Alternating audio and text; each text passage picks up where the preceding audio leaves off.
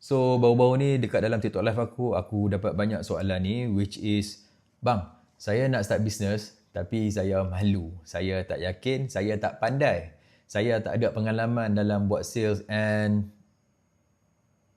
saya tak yakin lah, senang kata. And sebenarnya setiap kali aku dengar soalan ni kan, aku think of one thing sahaja. Apa yang membuatkan seorang tu boleh tahu yang dia tak pandai something walaupun dia tak pernah buat pun lagi benda tu. Macam mana dia boleh decide and dapat conclusion macam tu? Sebab aku rasa ramai orang, especially generation sekarang ni lah kan, kita nak benda yang cepat, and bila benda tu kita tak dapat nak capai, kita terus tak pun terlalu cepat membuat kesimpulan yang kita tak pandai, ataupun aku tak ada bakat dalam bidang ni, it's not meant for me.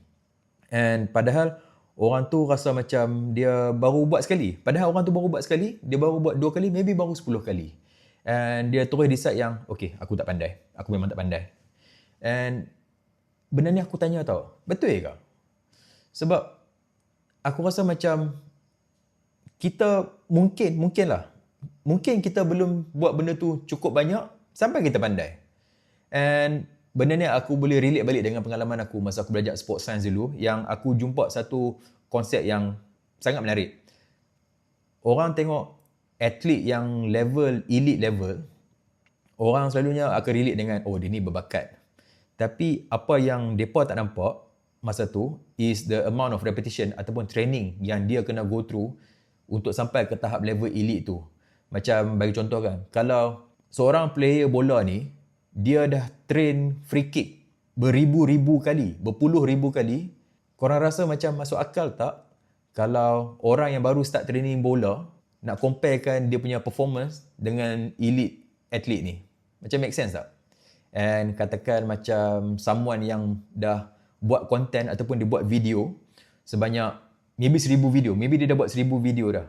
And kalau kita nak comparekan orang yang baru buat 10 video, nak comparekan dengan orang yang buat 1000 video ni, of course quality video tu takkan sama kan?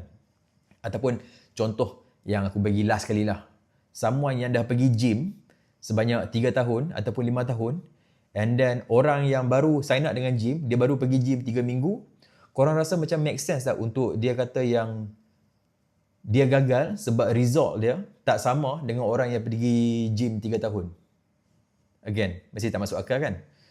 Sebab bila aku fikir balik, kadang-kadang masalah dia bukan sebab kita tak pandai ataupun kita tak ada bakat.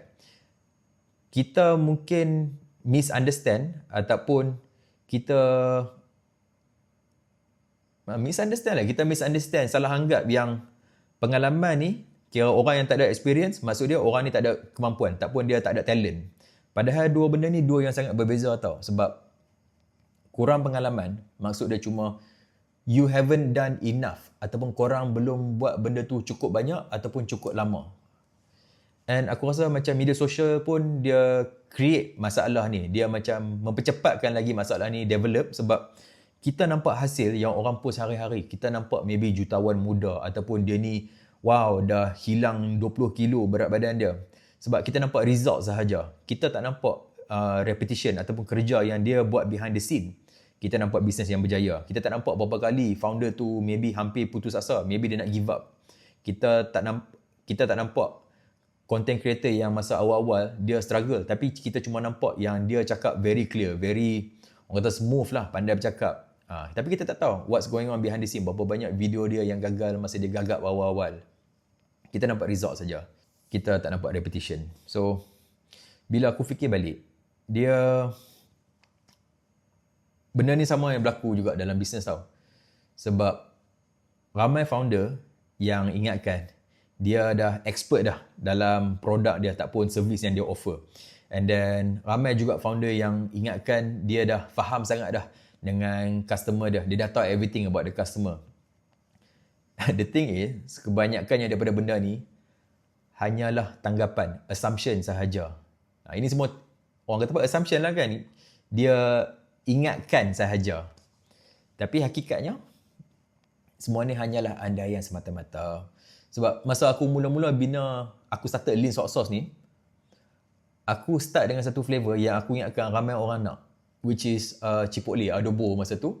And aku akan yang ni flavor yang memang akan orang suka lah sebab dia totally different daripada apa yang ada dekat market.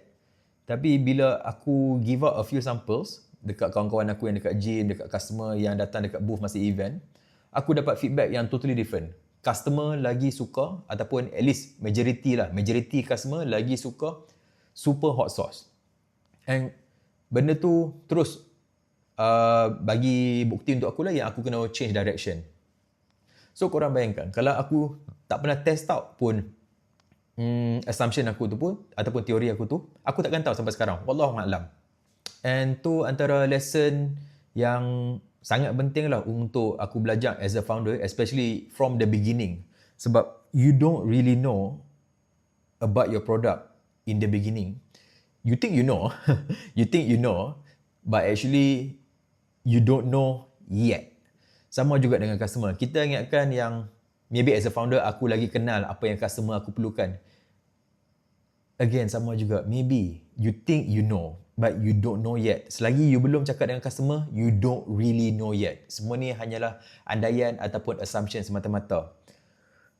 Sebab ramai founder ingatkan dia faham betul-betul lah. Padahal dia baru cakap dengan maybe 5 orang group. Maybe dia baru cakap dengan group of 10 people. Maybe baru cakap dengan 20 orang.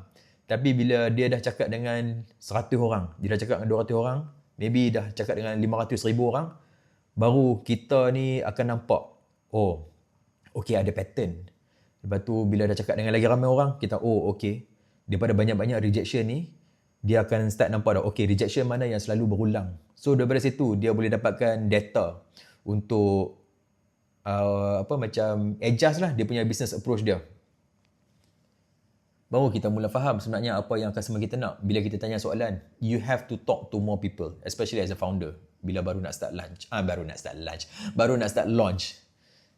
And benda ni tak boleh baca dalam buku. Benda ni kita tak boleh tengok dalam video semata-mata. Tak kisahlah Facebook ke, tengok dalam TikTok ke, dalam YouTube ke. You tak boleh teori and fikir sahaja benda ni. You have to go out. Kita kena keluar and bercakap dengan orang. You kena test. You akan fail. You kena fail. And then you kena repeat proses ni berulang-ulang kali. Repeat. Gagal, cuba. Gagal, cuba, adjust. Adjust, cuba, gagal. Adjust, cuba, gagal. You have to keep on trying sampai lah benda ni jadi pengalaman yang sangat solid. Sebab pengalaman sebenarnya datang daripada repetition. And benda ni actually dia akan affect juga tau dekat kita punya confidence level. Sebab ramai orang ingatkan yang mereka kena confident dulu, baru dia nak start something. Macam contohnya aku cakap soalan dalam TikTok live aku lah. Dia kata, bang, saya nak start business tapi saya tak confident. Pada pengalaman aku lah, dia benda ni terbalik tau. Sebab dia bukan start business sebab aku confident. Aku rasa confident sebab aku start buat business. Sebab confident is not a condition ataupun syarat untuk kita start buat something. Confidence ni dia sebenarnya hasil bila kita dah buat something. Sebab semakin banyak korang buat something ataupun korang cakap dengan someone, sebenarnya kita collect lagi banyak bukti. And bukti ni lah bila kita dah kumpul banyak-banyak, bila kita kumpul banyak-banyak tu, dia akan develop jadi self-confidence sampai kita dah yakin dah benda ni. Okay, rupanya aku boleh buat. And kalau ada something lah yang aku nak tinggalkan untuk korang, untuk episod kita hari ni, benda ni simple principle sahaja.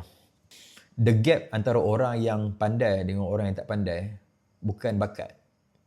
Dia hanyalah orang tu dah buat benda tu banyak kali and cukup lama ke tak. Sampailah dia pandai. You will make mistakes. That is normal. But you have to keep on going and then learn along the way. Teruskan belajar. Keep on doing it. And keep on repeating it. Teruskan ulang. Akan sampai satu tahap yang it wouldn't make sense yang korang tak faham lagi benda tu. So, yang itulah untuk episod hari ni. I hope korang dapat benefit juga untuk episod ni. Kalau korang belum subscribe. I will see you on the next episode. Bye.